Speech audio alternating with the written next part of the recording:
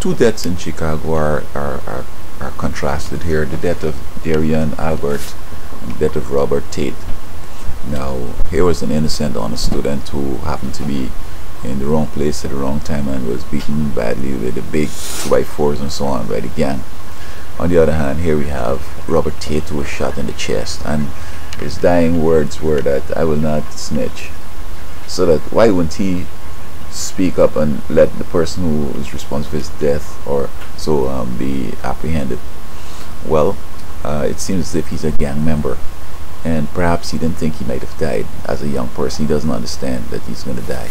Perhaps if he knew he would have died, it might have made a difference. But then on the other hand, it seems to me that snitches, people who don't like to snitch, have a code of silence because he has done things that he doesn't want anybody to snitch on him about.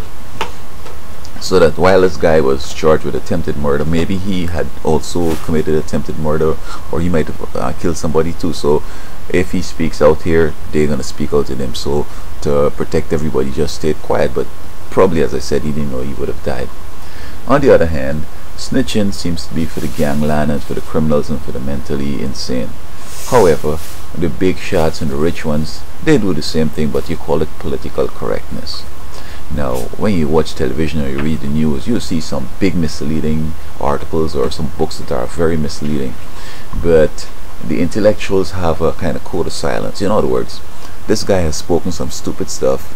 The academia and the intelligence are going to stay quiet because they also want to talk stupid, and they won't like nobody else to cut up there making the money.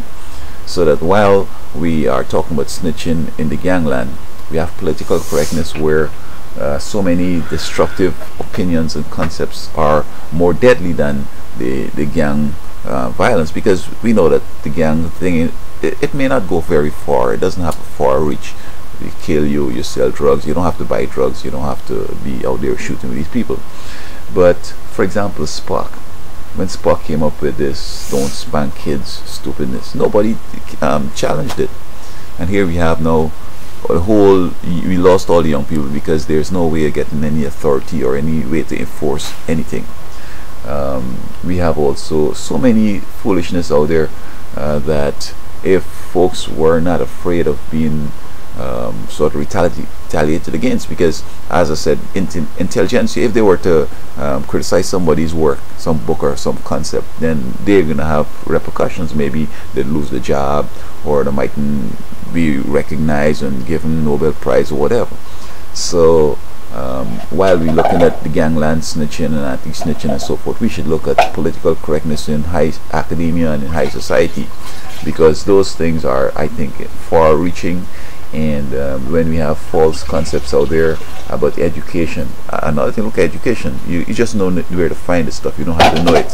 If somebody had come out and said this is not, smart or practical, we would have saved the whole world with this thing. But folks sit back and let it just happen. So I prefer to look at snitching in academia and in high society. That is more dangerous, the political correctness.